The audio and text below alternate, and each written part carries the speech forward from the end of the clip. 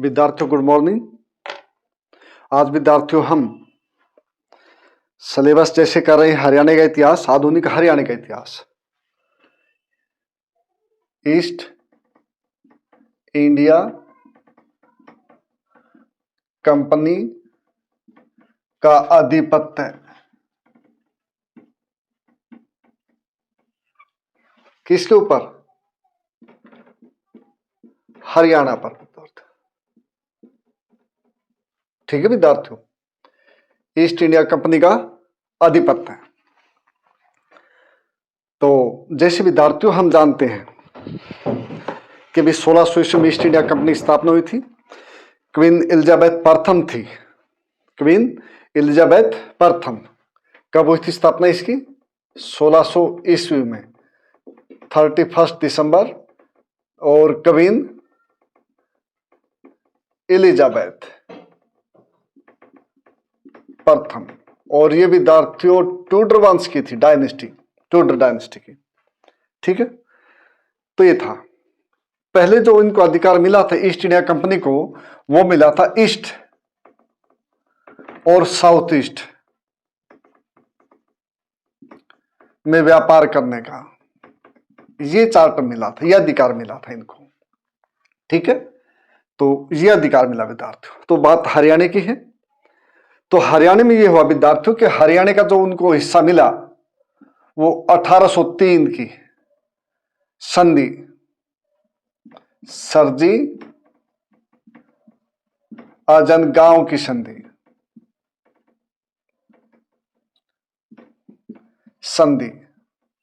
इसके द्वारा मिला बच्चों।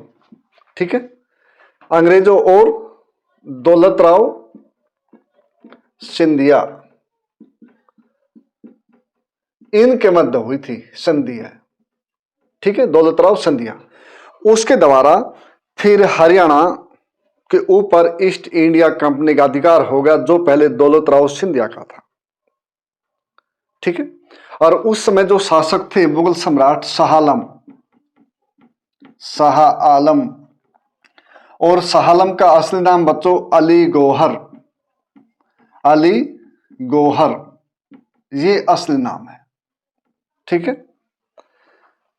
कमजोर शासक थे, 17वां बादशाह था मुगल डायनेस्टी का। ठीक है, कोई ताकतवर सम्राट नहीं थे। औरंगजेब के बाद दिल्ली उसका मुगल साम्राज्य जो पतन हुआ, उसका बेसिक कारण ये था कि साम्राज्य बड़ा विशाल था और अयोग्य उत्तराधिकारी निकले।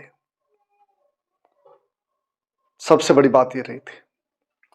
अब इसके माध्यम से ये कि ईस्ट इंडिया कंपनी का आधिपत्य कैसे हुआ हरियाणा के ऊपर, ये ध्यान रखना बात कि इसके द्वारा मिला था अधिकार। सरजी आजनगांव की संधि द्वारा दौलत राव सिंधिया के बीच में हुई थी, अंग्रेजों और इसके बीच में, जिसके द्वारा दिल्ली और दिल्ली के आसपास का क्षेत्र वो ईस्ट इंडिया कंपनी को मिला। दिल्ली और उसके आसपास का क्षेत्र ये मिला विद्यार्थियों इनको। अब यहाँ की जो जनता थी वो स्वतंत्रता प्रेमी थी और कोई भी नहीं चाहता था कि भी हम ईस्ट इंडिया कंपनी अंग्रेजों के अधीन हम आए। कोई भी राजा था, रियासत का सरदार था या कोई भी था, नहीं चाहता था। और एक तरह से ये कंपनी उस समय में हम ये कहें कि मल्टीनेशनल कंपनी, एमएनसी, उसका काम कर रही थी। जैसे आधुनिक समय में जो कंपनियां करती, हम करते कि बहुराष्ट्रीय कंपनियां इस प्रकार काम कर रही थी। अगर मैं ये कहूं कि भाई पहली ये अंतरराष्ट्रीय जो कंपनी थी इस प्रकार की, तो ईस्ट इंडिया कंपनी थी। ठीक है, तो हरियाणा में इसने बांट दिया कि दो क्षेत्रों में प्रमुख रूप से। ठीक है, एक तो असाइन टेरिटरी, ये ध्यान रखो विद्यार्थियों। दूसरा था रियासतें, ये रहा इसके राजा। असाइन टेरिटरी ये था कि जो डायरेक्टली ईस्ट इंडिया कंपनी का अधीन थे, डायरेक्टली ईस्ट इंडिया कंपनी के अधीन आता था। तो यहां से जो बुक्स में लिखा हुआ है प्रोफेसर के यादव की में कि भी 60 किलोमीटर लंबी और चौड़ी एक गलियारा मिला था असाइन टेरिटरी में। जो पानीपत संभाल का है पानी, ये दिल्ली होता हुआ फिर नूह साइड में, फिर फरीदाबाद इस रेवाड़ी साइड में, ये इस प्रकार जाता है। एक वो मिला क्षेत्र, ठीक है। और रियासतों में ये था कि भाई जो राजा थे उनको, इसका मतलब ये डायरेक्टरी इसको रूल करेगी, डायरेक्टरी रूल, डायरेक्टली मतलब इसके अंतर्गत रहेगा यो क्षेत्र असाइन टेरिटरी। तो इस पे एक रेजिडेंट होगा, क्या होगा, रेजिडेंट, जिसको हम पहले कहे कि गवर्नर, इस प्रकार की बात है। ये राजाओं के अंतर्गत छोड़ दिया। अब ये डायरेक्टली रूल करेंगे, वहां पे एक रेजिडेंट लगा दिया। रेजिडेंट का मतलब ये कि भी एक गवर्नर की तरह है जो डायरेक्टली प्रशासन को देखेगा, ये था। अब रियासतों का मतलब ये था कि रियासतों के जो राजा थे उनको उनकी जागीरें या रियासतें वापस दे दी, वापस दे दी। इससे क्या हुआ जब वापस दे दी, एक तो यहां पे इनके वफादार राजा मिल गए या इनके एक तरह से प्रतिनिधि मिल गए, पहली बात। दूसरी बात यह हुई कि जो रियासतें बनी इसमें सिखों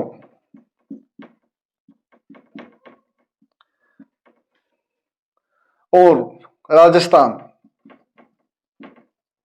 के बीच में एक बफर जोन मिल गया इनको, बफर जोन, ये इंग्लिश शब्द है बच्चों, BUFFERZONE, बफर जोन, ये मिल गया। बफर जोन उसको बोलते बच्चों दोनों साइड में एक तरह से विरोधी आदमी है और बीच में ये वाक्य भी, बीच में एक एरिया है, एक रियासत है जिससे डायरेक्टली हिट नहीं हो सकता कोई भी, ठीक है। जैसे उदाहरण बताऊं मैं, आधुनिक एट प्रेजेंट जो युद्ध चला हुआ था फरवरी 2022 से यूक्रेन के नाटो और रूस के बीच में, तो यूक्रेन भी एक बफर जोन था जो डायरेक्टली नाटो का सदस्य नहीं था कि या डायरेक्टली रूस उससे मतलब वह उसके हथियार नाटो के वहां तक नहीं आ सकते थे। यूक्रेन ने उसका हिस्सा बना चाहा नाटो का, तो रूस ने विरोध किया। उसका मतलब ये था कि भी जो बफर जोन है यूक्रेन था कि इसमें डायरेक्टली हथियार नाटो के नहीं आ सकते थे। अगर उसका सदस्य बन जाता तो रूस की पोजीशन डाउन हो जाती और यूक्रेन तक नाटो के हथियार आ जाते। तो ये बफर जोन था, इसलिए इनको शांति मिली, एक ही बात हुई, ठीक है। दूसरी बात थी रियासतें, ये राजाओं को वापस दे दी। ये राजाओं को वापस दे दी, उसमें अलग अलग राजा थे, ठीक है। जैसे होडल, पलवल, पटौदी,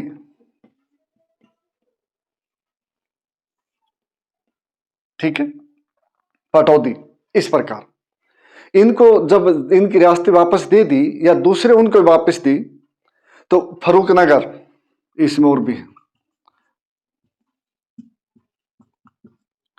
फरूखनगर। अब इनको वापस देते, इसका मतलब ये था कि भाई ये इनसे दुश्मनी नहीं करना चाहते थे, नहीं चाहते, क्योंकि ये कहां से आए थे, ब्रिटेन से, ये तो ब्रिटेन से आए थे, ये नहीं करना चाहते थे, ठीक है। उसमें इसलिए इनसे दुश्मनी नहीं करना चाहते थे, इसलिए इनने इनको वापस जागीरें दे दी गई थी। इसमें और भी है, रेवाड़ी,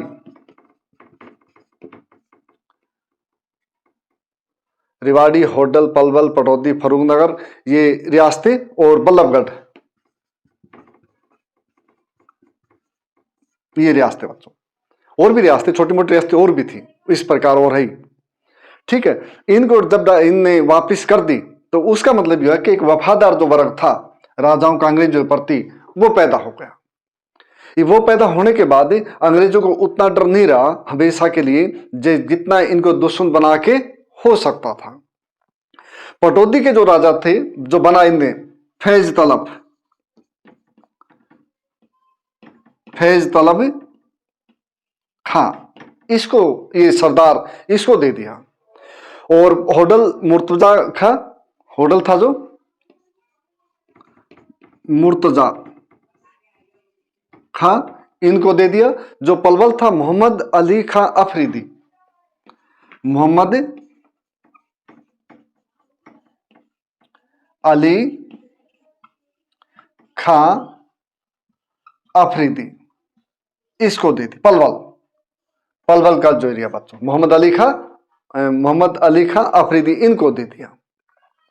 इस प्रकार और जो दूसरे थे जो नॉर्थ हरियाणा है, जैसे कुंजपुरा है, लाडवा है, जींद है, थानेसर है, शामगढ़ है, ठीक है, जींद, थानेसर,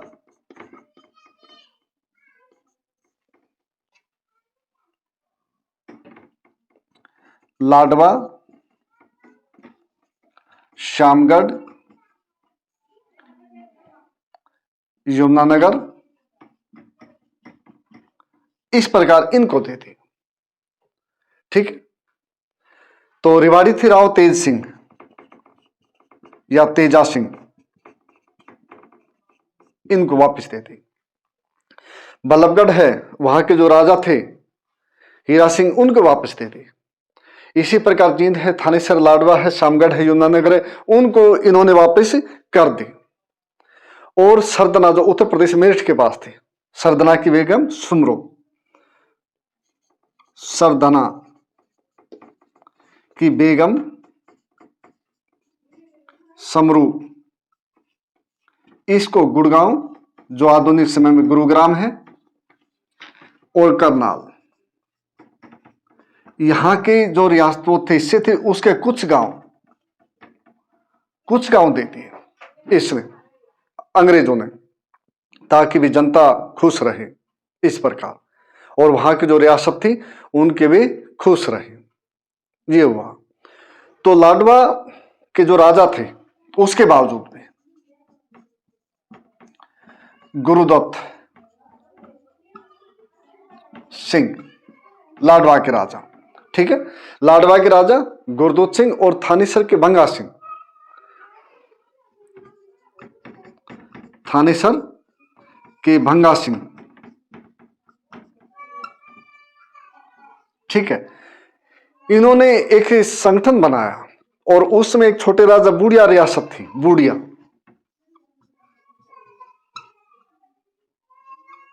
ठीक है, ये बूढ़िया इनसे छोटी रियासत थी। इसके राजा थे शेर सिंह, रियासत के जो नवाब थे शेर सिंह। इन्होंने एक संघ बनाया कि भी हम अंग्रेजों से मुकाबला करेंगे। और ये 1803 की, ध्यान रखना बच्चों, यहां से वो इसकी शुरुआत है। सर जयचंद गांव की जो संधि हुई, उसके बाद फिर अंग्रेजों ने हरियाणा के ऊपर किस प्रकार आधिपत्य स्थापित किया, वो ही चल रहा है। कभी इससे आगे निकल जाओ कि 1857, आज 1857 नहीं, अभी 1803 के बाद की स्थिति, 1803 से लेकर 1815 तक मान लीजिए, ठीक है, वहां की स्थिति है, बाद तक भी, लेकिन बेसिकली 1803 के बाद 5 की 9 की जो युद्ध होते हैं वो इस समय होते हैं, ठीक है। तो ये रहा। तो इन्होंने सोचा कि भाई हम इनको हरा देंगे, किसको, अंग्रेजों को।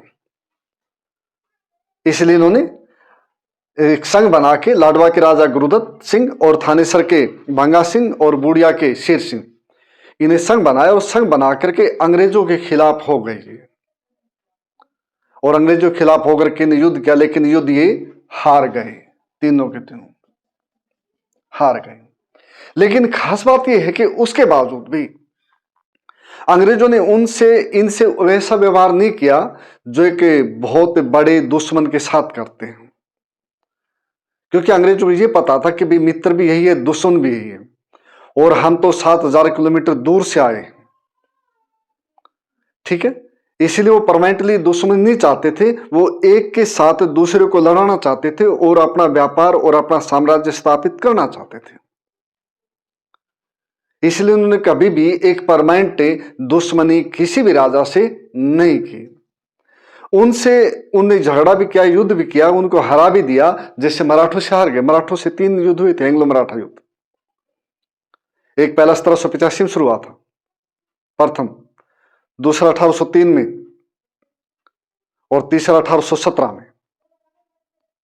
ठीक है, तो दूसरे जो एंग्लो मराठा युद्ध में हारे, तो उस समय में हरियाणा की जो स्थिति थी, वो दौलत राव सिंधिया मराठों के करता धरता थे सब कुछ। महादजी सिंधिया के बेटे थे, उसके उत्तराधिकारी थे। तो फिर जो हालत बनी, फिर ये हालत बनी थी हरियाणा में।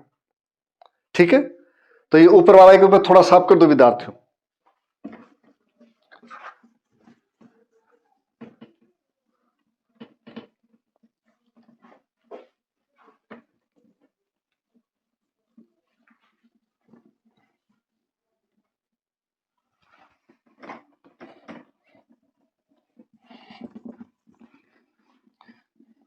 इसी प्रकार उत्तरी हरियाणा, दक्षिण हरियाणा, पश्चिमी हरियाणा और पूर्वी हरियाणा, सभी जगह इनका विरोध हुआ था अंग्रेजों का। ठीक है, सभी जगह विद्यार्थियों। और क्योंकि हरियाणा हो या कहीं के भी आदमी हो, हमेशा आदमी चाहता भी दूसरा साम्राज्य, दूसरा शासन हमारे ऊपर नहीं हो, इसलिए उन्होंने इसका भरपूर विरोध किया। और उसके साथ साथ इन्होंने अंग्रेजों से युद्ध किए, और युद्ध में बहुत से आदमी मारे गए, हरियाणा के सैनिक बहुत से मारे गए, लेकिन उन्होंने हार नहीं मानी। ये बात भी है, उन्होंने हार नहीं मानी। अब उसके बाद जैसे लाडवा हो गए, थानेसर हो गया, बूढ़िया हो गया, जींद, इनके जो राजा थे, उनने अंग्रेजों से युद्ध किया। उसके साथ फिर ये हुआ कि जो पश्चिमी हरियाणा है, कौन सा हरियाणा? पश्चिमी हरियाणा, जहां पे सिरसा और बच्चों फतेहाबाद, सिरसा और फतेहाबाद। ठीक है, सिरसा में रानिया की रियासत भी आती थी, रानिया भी पड़ता है। सिरसा में थे जो जाबित खां, यहाँ के सरदार थे, जाबित खां या जाबिता खां, एक बात विद्यार्थियों, तो ये सरदार थे। और जो फतेहाबाद थे, वहां पे खान बहादुर खां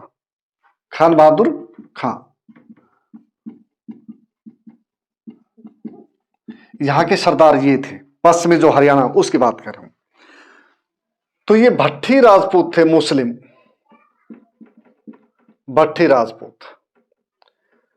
जब इन्होंने यहां पे आक्रमण किया अंग्रेजों ने, तो इन दोनों ने मिल करके उनका विरोध किया। और उनके विरोध करने के साथ साथ इन्होंने जनता को भी जागरूक किया कि विदेशी आक्रमण हो गया, इसलिए जनता का भी इनको भरपूर सहयोग मिला। और भरपूर सहयोग मिलने के बाद ये हुआ कि युद्ध हुआ, 1809 के आसपास की बात है। अंत में ये होता कि हार गए, और हार करके युद्ध से भाग गए। और युद्ध से भागने के बाद शुरू में इन्होंने ये किया कि भी सिरसा में जो कर्नल ब्राउनिंग थे, कर्नल ब्राउनिंग, उनको मार दिया इन्होंने। उसके बाद फिर कर्नल एडम आए, फिर इन्होंने इनको हरा दिया, और युद्ध के मैदान से ये भाग गए, जाबित खां और खान बहादुर। पहले खान बहादुर खां भागे, फिर जाबित खां लड़ते रहे। और उसके बाद फिर यह होता है कि संधिया हुई, संधिया के द्वारा इसको इसकी रियासत वापस दे दी गई, और इसको 1000 रुपये पेंशन दे करके 1000 रुपये इसको पेंशन दे दी। ठीक है, तो पेंशन देकर इसको एक साइड में कर दिया, ये हुआ। तो इस प्रकार जो पश्चिमी हरियाणा था वो भी एक साइड में हार करके बैठ गया। अब जो दक्षिण हरियाणा था, दक्षिण क्षेत्र हरियाणा का, जिसमें हम कहे पलवल,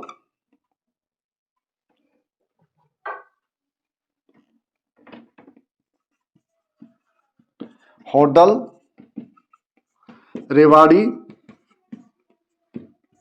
मेवात और महेंद्रगढ़, बच्चों यहां के आदमी ने विरोध किया। और यहां के आदमी ने विरोध किया तो अंत में ये भी हार गए। जो राव तेज सिंह थे वो भी हार गए, रेवाड़ी के सरदार। और उनको अंग्रेजों ने फिर इस्तेमरारी 87 गांव की दे दी गई। ठीक है, ये कर दिया गया और इस प्रकार हरियाणा के आदमी हार गए। ठीक है, दक्षिण हरियाणा पे। उसके बाद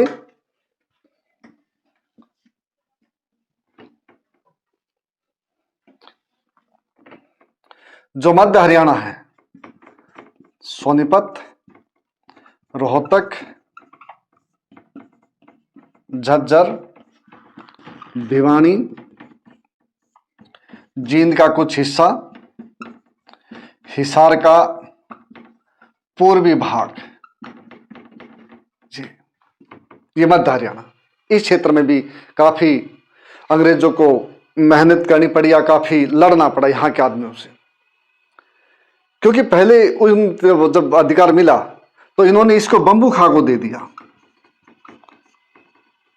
बम्बू खां, ठीक है, जो अब्दुल कादिर रोहिला का भाई था उसको दे दिया। ठीक है, गुलाम कादिर रोहिला उसको दे दिया बम्बू खां को, लेकिन यहाँ की जनता नहीं मानी। फिर इन्होंने इसको अहमद बख्श को दे दिया। अहमद बख्श खां इसको दे दिया। इससे भी ये समझ में नहीं आया। उसके बाद अब्दुस समद खां इसको दे दिया। इससे भी बात नहीं बनी, क्योंकि यहाँ की जो जनता थी उसने काफी विद्रोह कर रखा था या विद्रोही थी, ये बात थी। तो उनके भी बस की बातें नहीं रही, अब्दुल समद खां के भी। फिर इन्होंने एक उत्तर प्रदेश के थे मोहम्मद अली, उनको दे दिया, उत्तर प्रदेश के उनको दे दिया। उससे ही बात नहीं बनी। इन्होंने कैथल के जो नवाब थे लाल सिंह, उनको दे दिया, नहीं उनको देना चाहा, उनके आगे पेशकश की, इसने मना कर दिया कि भी नहीं। तो कोई भी जो यहाँ का वारिस बनाया, जिस भी आदमी को इन्होंने ये एरिया दिया, उसको काफी विद्रोह झेलना पड़ा, और विद्रोह झेलना पड़ा तो उसके बाद फिर यहाँ से छोड़ के चले गए। ठीक है, तो कंपनी इस एरिया को शांत नहीं कर पाई थी, क्योंकि यहाँ पे बलियाली की लड़ाई, भौर की लड़ाई, भौर उसकी लड़ाई, और बच्चों भिवानी की लड़ाई।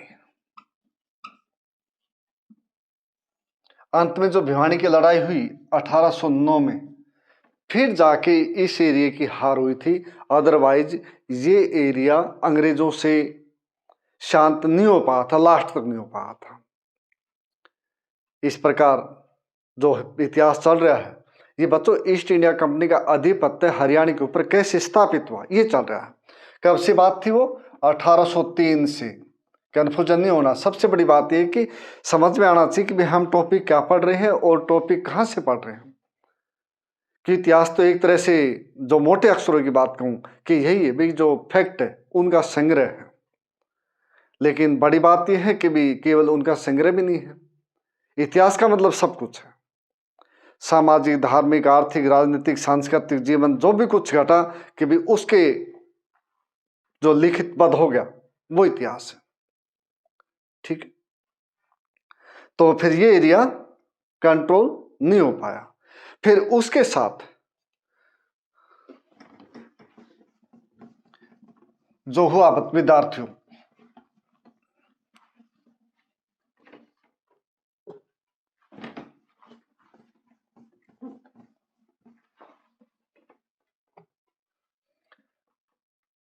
सिस सतलुज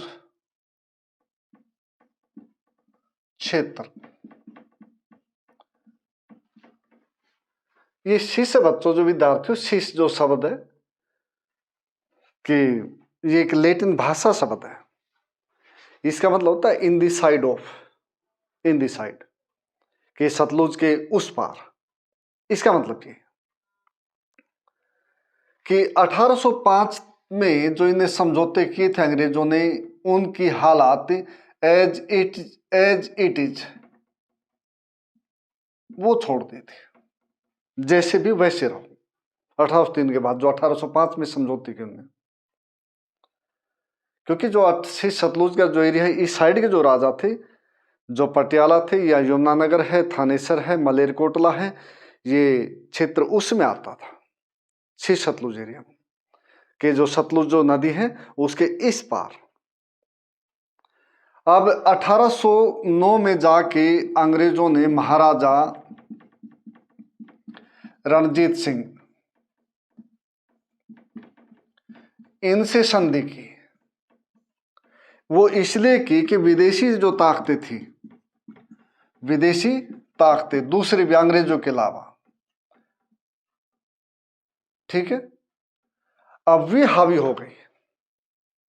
अंग्रेजों को ये लगा कि जो विदेशी ताकतें हावी हुई, कभी रणजीत सिंह के साथ ये संधि करके, समझाई बच्चों, कि रणजीत सिंह के साथ जो तुर्क है, डच है, फ्रांसीस है, कभी इनके साथ संधि करके और कभी हमारे खिलाफ एक संघ न बना ले, हमारे खिलाफ एक संघ न बना ले। इसलिए उन्होंने 1809 में संधि की महाराजा रणजीत सिंह के साथ। लेकिन उनका डर ये था कि भाई ये सतलुज जो नदी है कि इस साइड में नहीं आना, इसके इस साइड में रहना महाराजा रणजीत सिंह की को जो साम्राज्य था। महाराजा जो रणजीत सिंह, उनकी जो राजधानी थी विद्यार्थी लाहौर थी, जो पाकिस्तान में लाहौर है, वहां पे राजधानी थी, ठीक है। तो उससे पहले ही महाराजा रणजीत सिंह ने अपने आप कदम उठा दिए और कदम उठा करके जो देशी रियासतें थी यहाँ की, ठीक है ना, देशी रियासतें, इनके ऊपर आक्रमण शुरू करके इनको अपने आप में मिलाना शुरू कर दिया। क्लियर है, ठीक बच्चों, कि महाराजा रणजीत सिंह ने खुद अपना इनिशिएटिव लेकर के इस जो सतलुज साइड की जो रियासतें थी उनके ऊपर खुद आक्रमण कर दिया इसने। और खुद आक्रमण करके इसने ये जता दिया कि नहीं, इस महाराजा जो रणजीत सिंह की इच्छा है इस साम्राज्य से जो सतलुज के उस साइड में है उससे सेटिस्फाई नहीं है, उसको और एरिया चाहिए, ये कर दिया। इसलिए अंग्रेजों ने इनके साथ महाराजा रणजीत सिंह के साथ संधि की और महाराजा रणजीत सिंह के साथ साथ जो देशी रियासतें थी, उन जो राजा थे उनसे भी संधि की, ये भी संधि की उन्होंने। इन्होंने कहा कि भाई तुम हमारी कंडीशन मानो। इन्होंने कहा, अंग्रेजों ने देशी रियासतों से, कि तुम हमारी जो शर्तें हैं उनको मानो, शर्तें मानो, ये कहा। वो दूसरा कहा कि भाई तुम रणजीत सिंह को टैक्स नहीं दोगे, लगान नहीं दोगे, ये कहा। फिर कहा कि तुम्हारा जो सम्मान है, जो तुम्हारा सम्मान संधि से पहले का है, तुम्हारा सम्मान वही रहेगा, ये भी कहा इनने। इनने ये भी कहा कि ईस्ट इंडिया कंपनी की जो सेना अगर कहीं जाती, इन राजाओं रियासतों की जरूरत पड़ती वहां से पार होने में, तो ये रियासतें रास्ता देंगी और रास्ते के साथ साथ अपने जो इनका सामर्थ्य है, सामर्थ्य अनुसार हेल्प भी करेंगे, ये कहा इसने संधि के अनुसार। इस प्रकार अंग्रेजों ने जो सतलुज एरिया की जो रियासतें थी उनके साथ संधि करके अपना आधिपत्य जमाने का प्रयत्न किया और उन्हें जमा भी। तो इसको साफ कर दो विद्यार्थियों। ये ध्यान रखना कि भी 1803 की जो संधि हुई उसके बाद हरियाणा के ऊपर अंग्रेजों का किस प्रकार आधिपत्य हुआ, उनका शासन शुरू हुआ। मुगल सम्राट शाह आलम थे उस समय में, जिनका असली नाम अली गौहर था, और ये राजधानी से बाहर भी इनको अंधा भी कर दिया था। ये ध्यान रखिए, इस बात का ध्यान रखिए कि इनको अंधा कर दिया था गुलाम कादिर ने, और रोहिला सरदार थे। और फिर महादजी सिंधिया ने दोबारा इनको वापस दिल्ली लाए थे, एक तरह से कैद कर रखा था इनको। तो मराठों ने इसको उनसे छुटकारा दिलवा, तो इसलिए मराठों का आधिपत्य दिल्ली के ऊपर हो गया था। ठीक है, मराठों का आधिपत्य दिल्ली के ऊपर हो गया था। तो फिर वो व्यवस्था चलती रही। फिर सेकंड मराठा वार हुई 1803 की से 5 तक। फिर उसमें हार गए मराठे। महादजी सिंधिया थे, अब सॉरी दौलतराव सिंधिया महादजी सिंधिया के उत्तराधिकारी उसके बाद थे। अब है बच्चों कि भाई इसकी प्रशासनिक प्रणाली कैसी थी अंग्रेजों की, किसके बाद? 1803 के बाद। ठीक है, 1803 के बाद। तो बच्चों प्रशासनिक संधि प्रणाली थी, एक तो असाइन टेरिटरी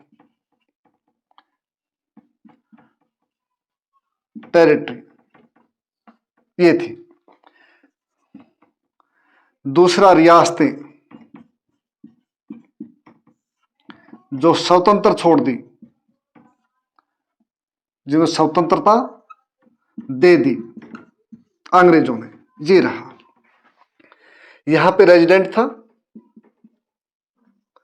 जो एक तरह से गवर्नर था पहले वाला।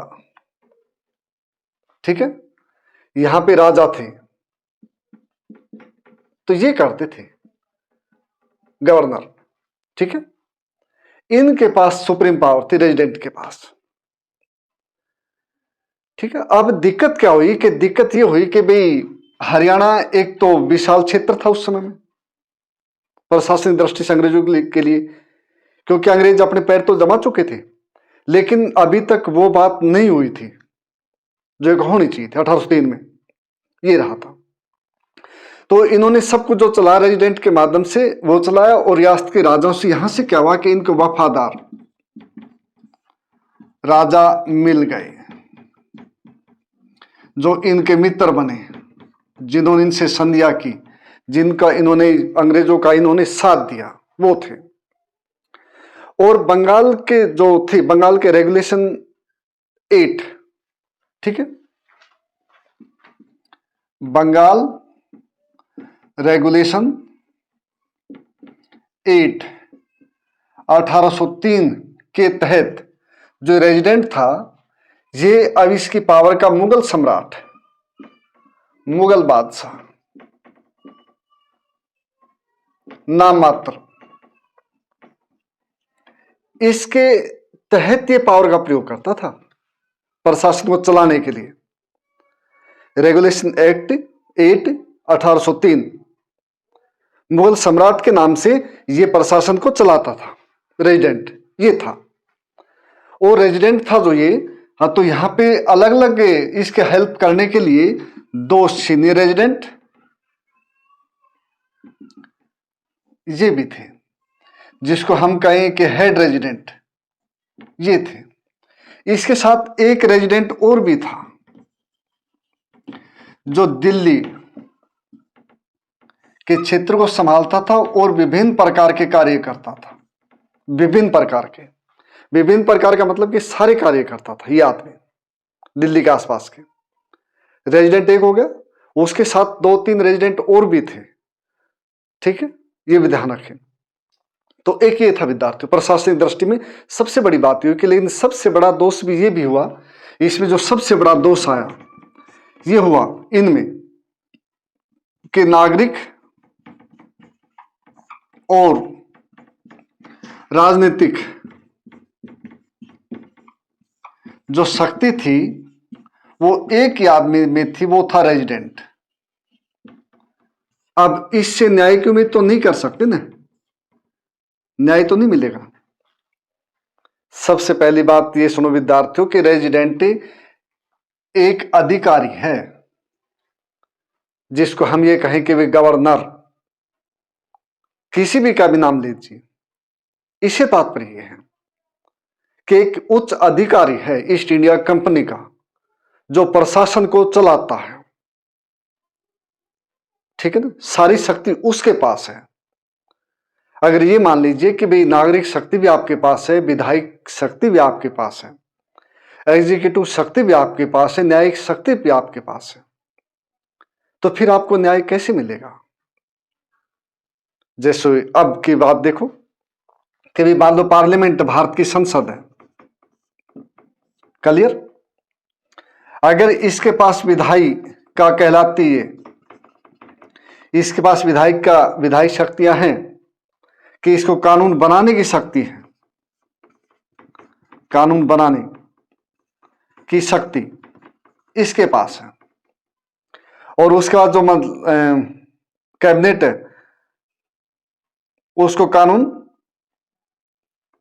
लागू करने की शक्ति है, जो एग्जीक्यूटिव।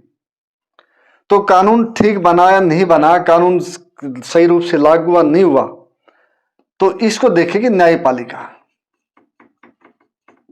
जुडिशरी, वो देखेगी। अगर इसके पास ये पावर नहीं है, सारी पावर इसी के पास है, तो आदमी का जीना दुभर कर देंगे। इन्होंने मान लीजिए कि इन्होंने कह दिया कि भाई लड़कियों को शिक्षा मिलनी चाहिए, इन्हें कानून पास कर दिया, ये इन्हें कहा कि लड़कियों को शिक्षा नहीं मिलनी चाहिए, तो एक उदाहरण के रूप में करूंगा, जबकि सभी को शिक्षा मिलनी चाहिए, तभी तो देश आगे बढ़ेगा। लेकिन मान लीजिए, ठीक है, या ये मान लीजिए कि भाई यहां पे रेलवे लाइन निकालनी, ये मान लीजिए, इसने कानून पास कर दिया, इसने एग्जीक्यूटिव लागू कर दिया, गलत है, ठीक है, उसके बारे में जो फैसला जनता गई या दूसरे विपक्षी गए, न्यायपालिका में गए। अगर ये शक्ति भी इसी के पास है, कानून बनाने वाले के पास है, लागू करने वाले पास है, फिर तो दंड ये ज्यादा देंगे, फिर तो सेपरेशन ऑफ पावर है, जो पार्लियामेंट्री जो सिस्टम है उसका औचित्य ही नहीं रहेगा। इसलिए हुआ कि न्यायिक पावर भी इसके पास थी, तो उसका कोई औचित्य रहा ही नहीं, कि सिविल मामले भी ये देखेगा और राजनीतिक मामले भी देखेगा, सब कुछ ये देखेगा, फिर उसका कोई महत्व नहीं रहा विद्यार्थियों। तो ये रहा इसके काम। और एक इसकी जो प्रणाली थी वो जटिल थी, कि भारतीय समाज उसमें नहीं, मतलब आदत नहीं पड़ी थी। भारतीय समाज तो जो अपनी परंपरागत जो सिस्टम था, बनता बिगड़ता, इसमें कोई दो राय नहीं, क्योंकि तुर्क आए, उन्हें बिगाड़ा, मुगल आए, उन्हें फिर दूसरी प्रणाली लागू की।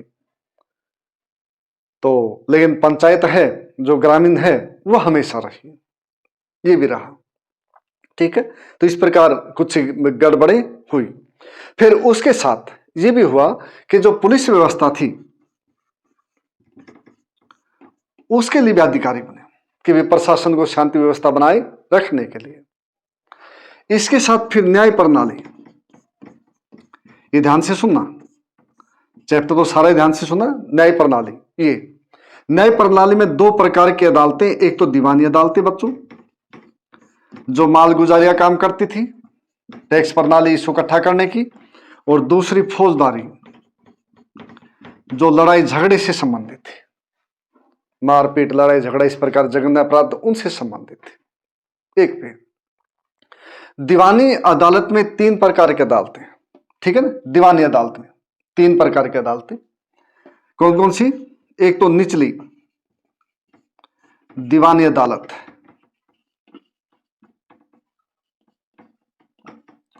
जिसमें पंडित, काजी और मुफ्ती ये होंगे। ये केवल 100 रुपए तक की बात सुनेंगे, ये है, ठीक है। 100 रुपए तक की बात, काजी, पंडित, मुफ्ती, ये आदमी उसके जज हैं। दूसरी है असिस्टेंट की अदालतें, दीवानी अदालत, ये इससे ऊपर की बात सुनेंगे, ये ध्यान रखना। उसके बाद तीसरी है रेजिडेंट की, रेजिडेंट की मतलब सर्वोच्च अदालत, उच्चतम अदालत। ये विद्यार्थियों केवल और केवल एक तरह से अपील होती ना, अपील सुनेंगे, ये सुनेगा अपील, ठीक है, ये सुनेगा ये आदमी, कि कहीं भी गड़बड़ हुई है दीवानी अदालत में, निचली अदालतों में, असिस्टेंट की में, तो यहां पे जाकर के अपील कर दो, फिर ये उसका फैसला ये करेगा रेजिडेंट। ये सर्वोच्च अदालत थी, ये दीवानी अदालत की बात चल रही बच्चों। दूसरी है कि भी फौजदारी अदालत, इसकी अदालत फौजदारी, फौजदारी में पहली जो अदालत वो असिस्टेंट की अदालत, और दूसरी बच्चों जो अदालत है ये रेजिडेंट की अदालत है। रेजिडेंट का मतलब फिर वही एक अधिकारी है, ये भी अपीली अदालत है, अपील सुनेगा ये आदमी, ठीक है, कि यह आदमी अपील सुनेगा। जो असिस्टेंट की अदालत में जो गड़बड़ हुई या कुछ भी है उसके बारे में अपील कर सकते हैं। तो ये अदालतें वे अदालतें हैं, ठीक है। तो अदालतें दो प्रकार की, क्लियर। 1803 फिर 1800 के बाद रेगुलेशन 8 1803 के द्वारा मुगल सम्राट से पावर मिली, नाम मात्र की पावर थी, रेजिडेंट उसके द्वारा वो करता था, ठीक है। तो ये हुआ।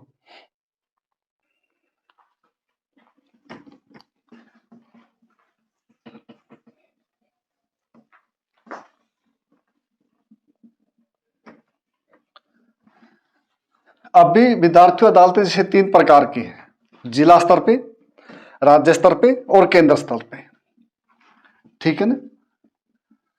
और ये अदालत इसी प्रकार है कि भी जनता को न्याय मिले, जो कानून बनाने वाला है या कोई गलत आदमी है उससे शोषण से बचने के लिए, बचाने के लिए, इसलिए अदालतें बनी हुई है, इसलिए उनकी पावर है, जो शक्तियां उनकी बटी हुई विद्यार्थी।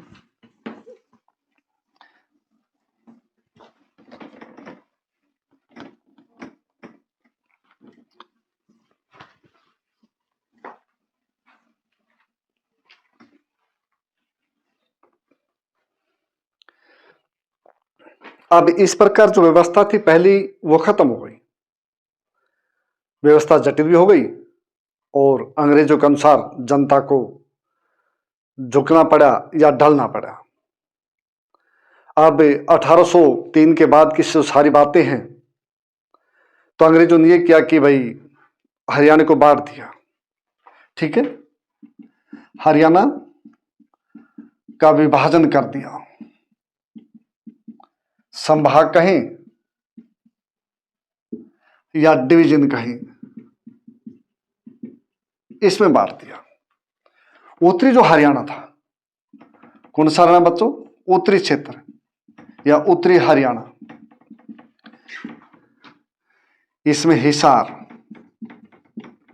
जींद, हांसी, सोनीपत, पानीपत, रोहतक, ठीक है ना, ये एरिया ये कर दिया, ठीक है, इसमें कर दिया। और इसका केंद्र बना दिया इन्होंने, हेडक्वार्टर बना दिया इनका हिसार, उत्तरी क्षेत्र का। पहला एक हो गया। दूसरा मध्य क्षेत्र,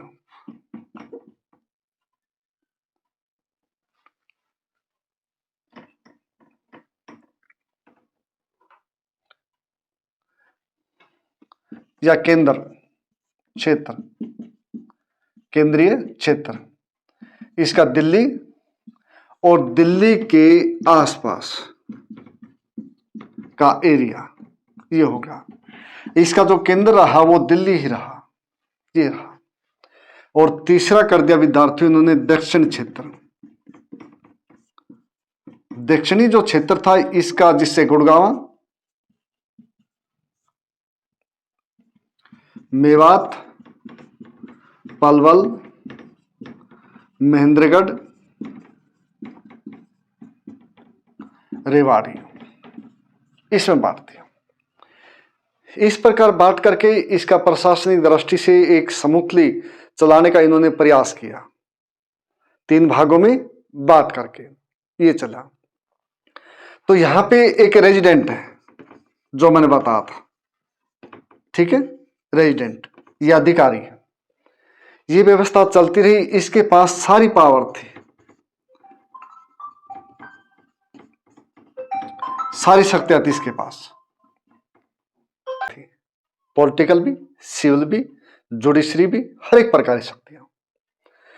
तो उससे ये हुआ कि एक आदमी में सारी शक्तियां होने के बाद तो आदमी परेशान हो गए, क्योंकि न्याय की तो उम्मीद नहीं हो सकती ना।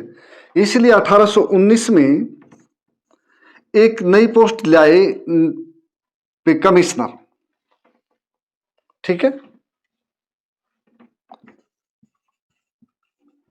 कमिश्नर का पद लाए, ठीक है। इसके द्वारा रेजिडेंट को केवल पॉलिटिकल पावर दी गई, पॉलिटिकल शक्तियां केवल ये दी गई बच्चों, और सारी शक्तियां छीन करके जो नए अधिकारी बनाए थे कमिश्नर, उनको दे दी गई, ठीक है। सारी शक्तियां फिर इनको दे दी गई। अब इनको देने के बाद ये व्यवस्था जो लागू रही, तो पॉलिटिकल पावर और इनमें तो काफी समय तक रही, 1819 से तक रही थी। उसके बाद ये शक्तियां बांटती गई कि भाई 1819 में कि भाई पॉलिटिकल पावर उसके पास है और सारी पावर इसके पास है। लेकिन ये प्रणाली 1825 तक रही, और 1850 फिर उसके बाद विलियम बेंटिक भारत के गवर्नर जनरल बने। इन्होंने फिर वही प्रणाली आए कि रेजिडेंट भी और कमिश्नर की ये शक्ति हटा करके केवल और केवल जो रेजिडेंट है उसको पावर दे दी, सारी पावर फिर एक बार उसको दे दी। एक बार फिर सुनो कि रेजिडेंट सर्वे सर्वा था। 1819 के द्वारा पावरें बांट दी गई, एक नया अधिकारी लगाई कमिश्नर, जिसके द्वारा यह हुआ कि पॉलिटिकल पावर के रेजिडेंट के पास है और सारी शक्तियां कमिश्नर के पास है। लेकिन 1825 में तक जो दोहरी व्यवस्था थी कि भाई एक अलग अलग पावर बांट दी गई, उसको फिर एक करने का प्रयास किया लॉर्ड विलियम बेंटिंग ने। फिर व्यवस्था 1833 तक ये लागू रही, यहां तक ये व्यवस्था लागू रही विद्यार्थियों की। सारी पावरें जो पावर थी फिर उसमें दे दी गई कि रेजिडेंट को केवल और केवल एक रेजिडेंट को दे दी गई, ठीक है। दीवानी जो अदालतें थी, ठीक है, उसके जो सुप्रीम पावर थी, जैसे बताया कि भाई इनके पास थी, रेजिडेंट के पास, ठीक है। और जो कमिश्नर थे ये माल गुजारी कस्टम, इस प्रकार जो पावर थी सारी वो थी कमिश्नर के पास। जैसे शांति बहाल की बात थी ये इसके पास थी। फिर यहां पे आगे चल के एक और बनी बात, उसको अगले उसमें बताता हूं कि शांति और सारी पावरें इनके पास है। दीवानी जो अदालतें थी सारी, जो अपीली शक्ति इसके पास, जो कमिश्नर इसके पास, तो दूसरे पहले रेजिडेंट के पास ये थी, ठीक है। और 1858 की जो क्रांति हुई, 57 की क्रांति हुई, जो 1857 की क्रांति हुई, तो फरवरी 1858 में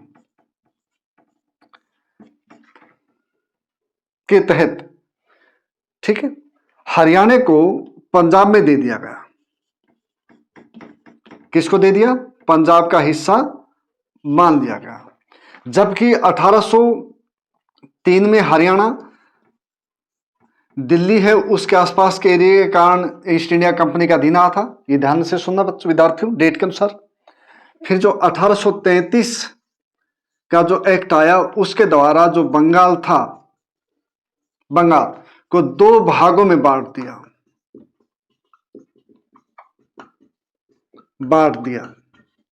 दो भागों में बंगाल को, ठीक है, 1833 के एक्ट के द्वारा। एक तो बंगाल और दूसरा बच्चों उत्तर पश्चिमी प्रांत, ये दो भाग, ठीक है। 1833 के चार्टर एक्ट के द्वारा बंगाल को दो भागों में बांटा, तो हरियाणा को उत्तर पश्चिमी प्रांत का हिस्सा बना दिया। ये हुआ, हरियाणा को उत्तर पश्चिमी प्रांत का हिस्सा बना दिया।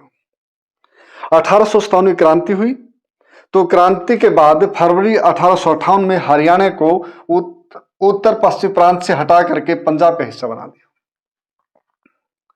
ठीक है। किसका हिस्सा बना दिया? पंजाब का। और यहां पे 6 भागों में बांट दिया, 6 भागों में बांट दिया इस एरिया को, ठीक है, इस एरिया को, जिसमें एक हरियाणा का भी था, जिसमें एक हरियाणा का भी था, एक भाग, एक डिवीजन, ठीक है, भाग, इतने डिवीजनों में बटा था ये 1858 के बाद, ठीक है। तो एक उसका भी था, और इसमें फिर जो हरियाणा डिवीजन बना एक, तो इसमें कौन सा, हिसार, रोहतक, गुड़गांव, सोनीपत, इसमें ये शामिल हो गए, ठीक है, इसमें ये शामिल हो गए।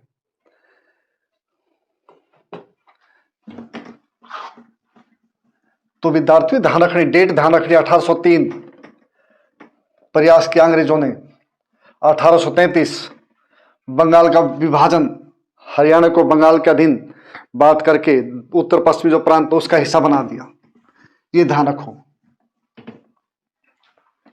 फिर 1858 क्रांति हुई, फरवरी 1858 में, फिर उसके अंतर्गत ला दिए, पंजाब का अधीन दे दिया, ठीक है। और यहीं पर ही अब इसके बाद यहीं पर ही एक तो आगरा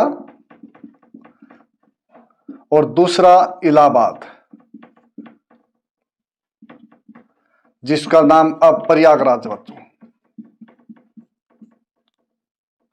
तो Agra board of revenue, board of revenue इसका हेडक्वार्टर था। इलाहाबाद दीवान ए सदर, दीवाने अदालत,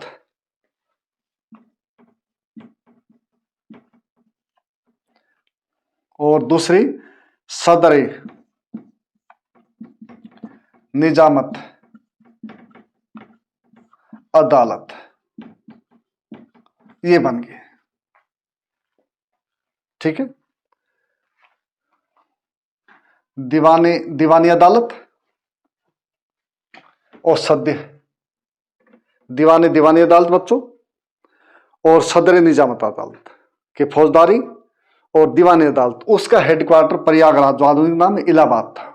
इस प्रकार, तो इस प्रकार हरियाणा अंग्रेजों के अंतर्गत हो गया, जिसकी शुरुआत 1803 में मुगल सम्राट शाह आलम से हुई, और मुगल हार गए दौलतराव सिंधिया अंग्रेजों से सेकंड एंग्लो मराठा वार में।